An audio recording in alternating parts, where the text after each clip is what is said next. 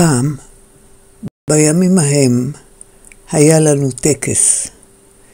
כשחבר חדש היה מצטרף לקבוצה, הוא היה שם על הרצפה את החבילה שהכילה את כל הרכוש שלו, וכולם רוקדים מסביב לחבילה ושרים, החבילה היא לא שלי, החבילה היא של כולנו.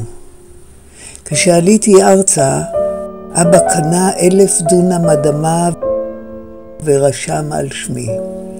באתי לקבוצה, שמתי את הקושן של 1,000 דונם, כולנו נתנו ידיים ורקדנו מסביב לקושן ושרנו, האדמה היא לא שלי, האדמה היא של כולנו.